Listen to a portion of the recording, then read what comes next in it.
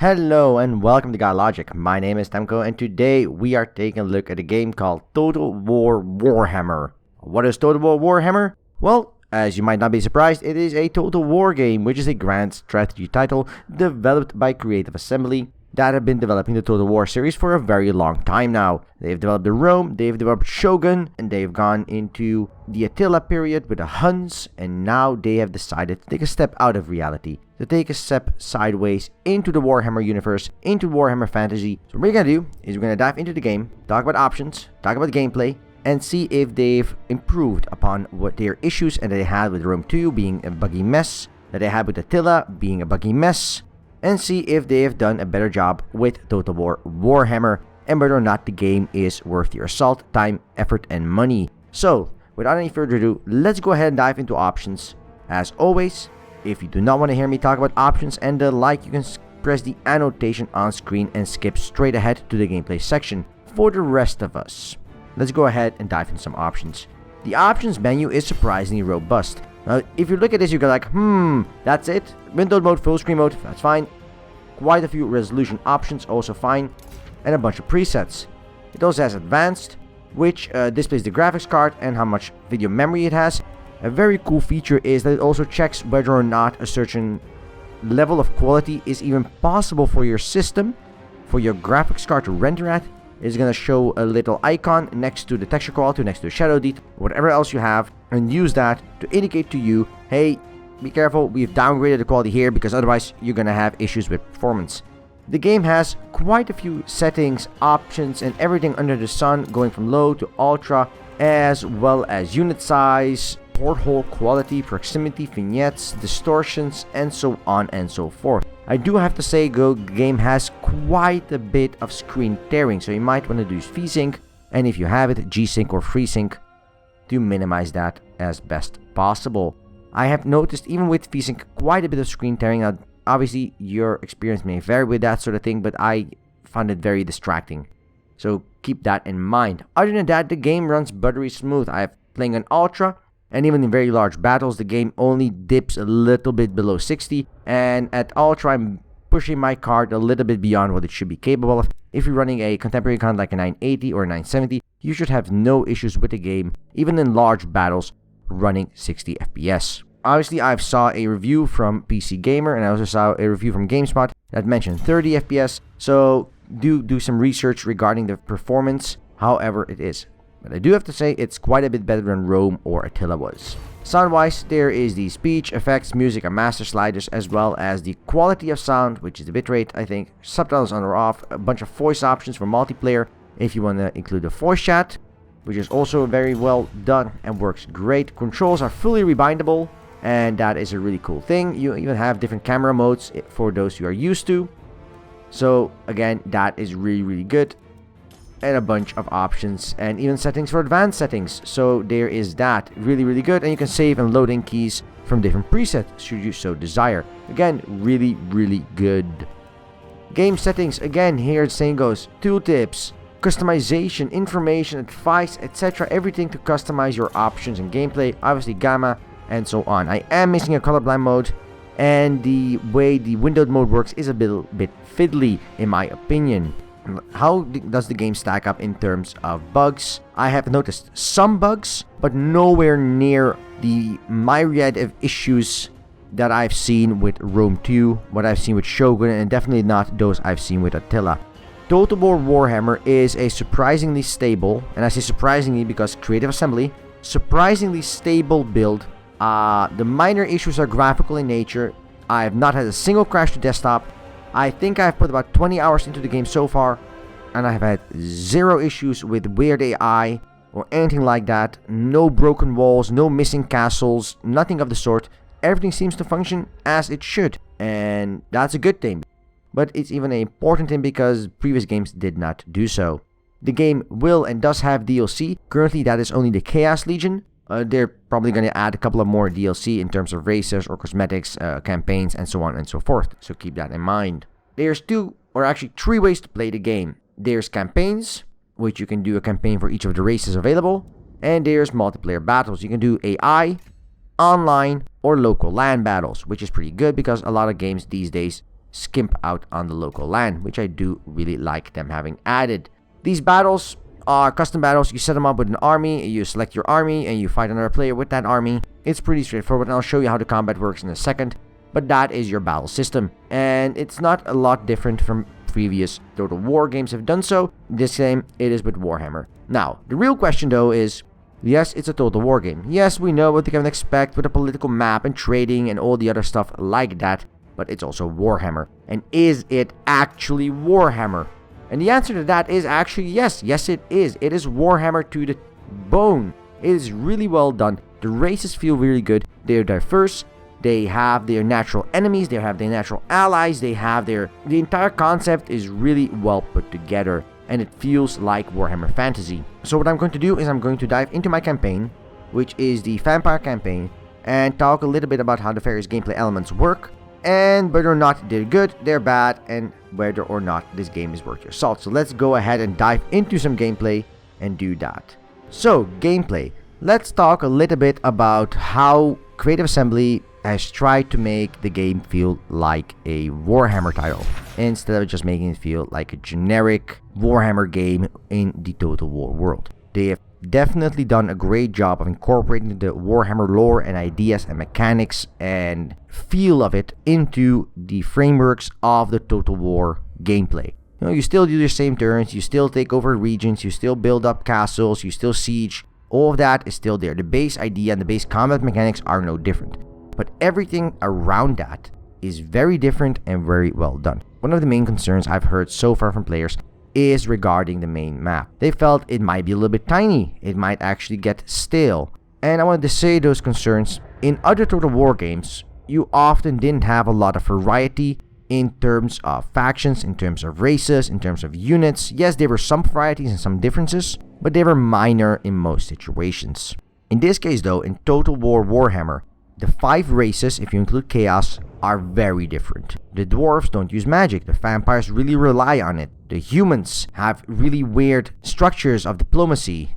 The orcs don't even have the ability to trade. There's a lot of differences in the way you have to play with a race fundamentally.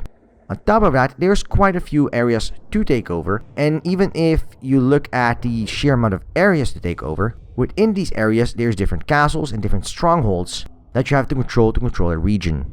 So there is definitely layers of variety built into the game to prevent it from being samey, stale, or simple because of the limited map size. Now, speaking about the 5 different races, there is a couple of things going on that are really damn cool. One of the things that they've done really well is translate the feel and ideas of the complex mechanics of Warhammer Fantasy onto a game. Things like vampires spreading corruption and requiring the winds of magic to cast spells. Very interesting, simple things that really feel great. You really have to consider whether or not the winds of magic are strong in a certain region. If you plan on fighting the dwarves as a vampire, the dwarves don't use magic, they don't have to rely on that, but you do. And if you don't, you'll be at a major disadvantage, even in an apparently equal battle. It's a very cool mechanic, I really like it. The same goes for spreading corruption. If there's corruption around and you get attacked, their armies are going to have attrition, your people are going to have a morale boost, stuff like that. That is pretty damn phenomenal. Each race also plays very, very different. One of the things I really enjoyed about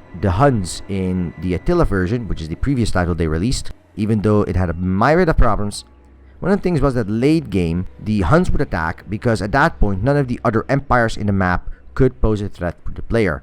The same goes here, but that is Chaos.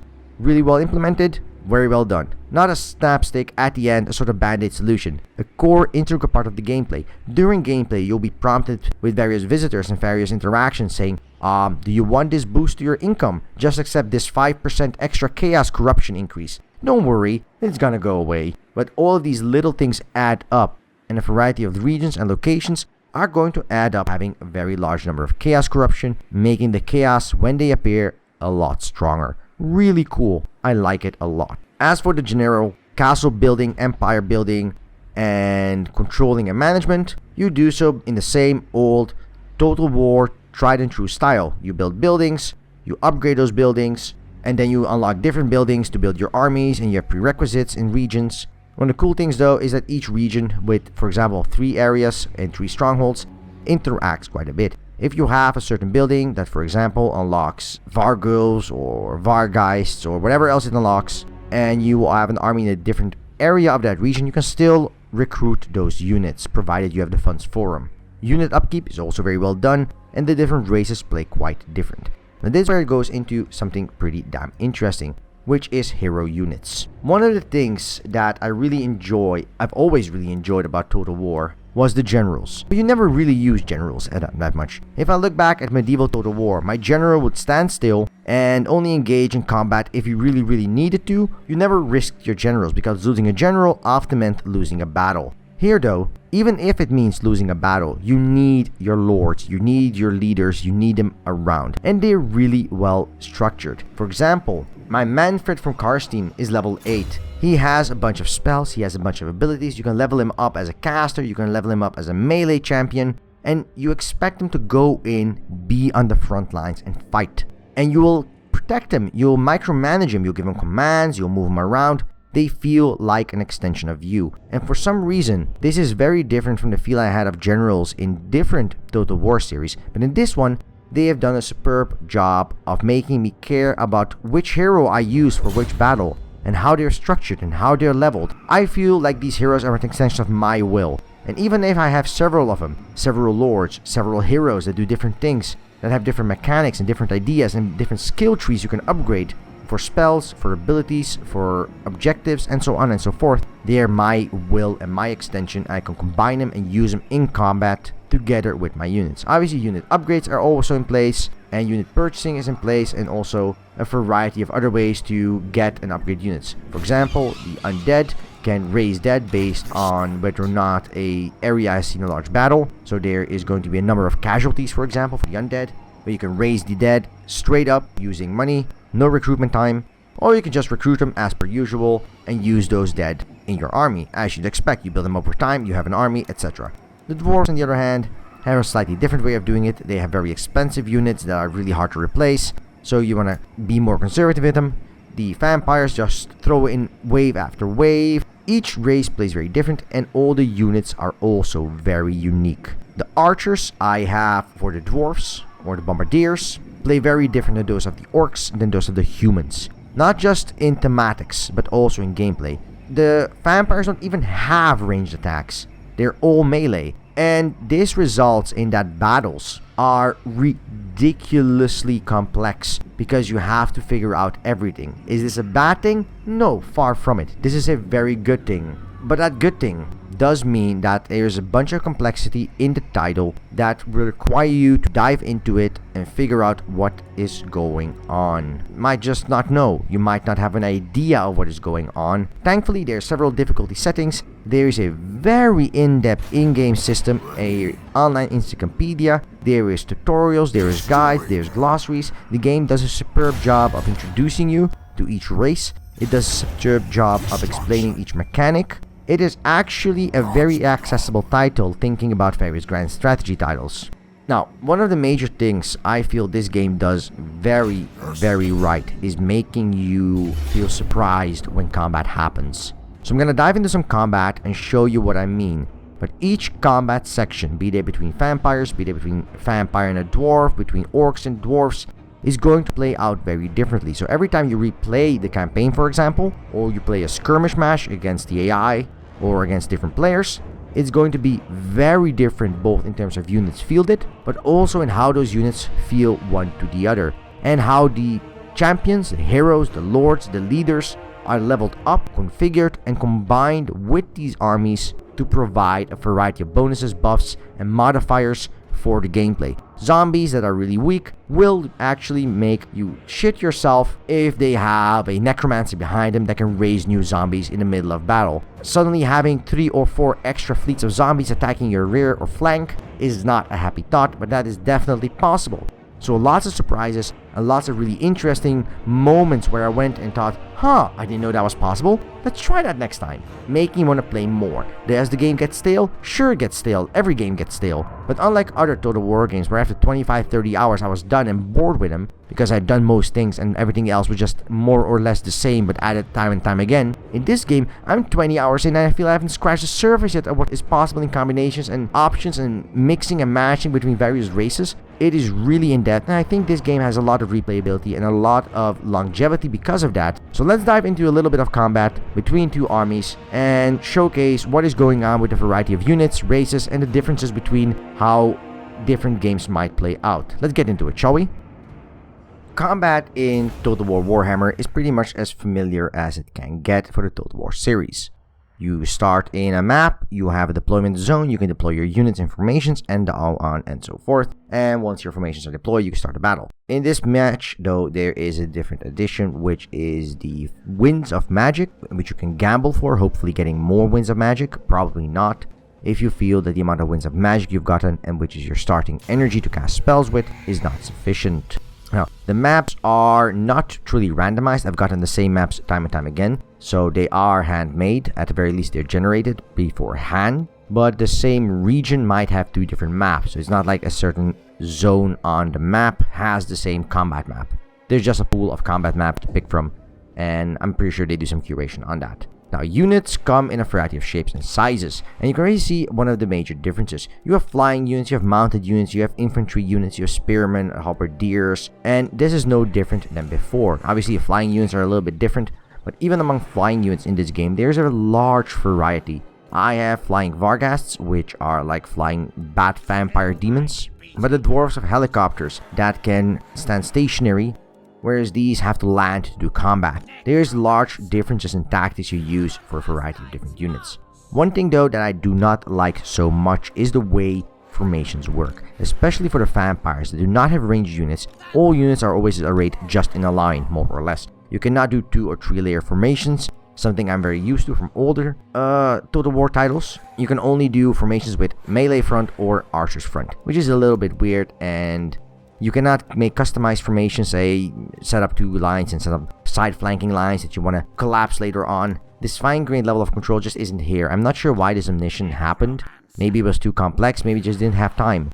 But I am sad that the way you deploy units is pretty limited. You can still move them freely and still move them around in groups and log groups or always move together and stuff like that. But the actual control of where a unit moves and how the entire formation moves is somewhat limited. Combat-wise, the game is a continuous flow of surprise after surprise. Like I said earlier, sometimes you'll come across zombies that do a ton of damage. Sometimes it might seem like an equivalent battle, but you will destroy your enemy completely. Sometimes you'll have your heroes try to cast spells and those spells won't do anything.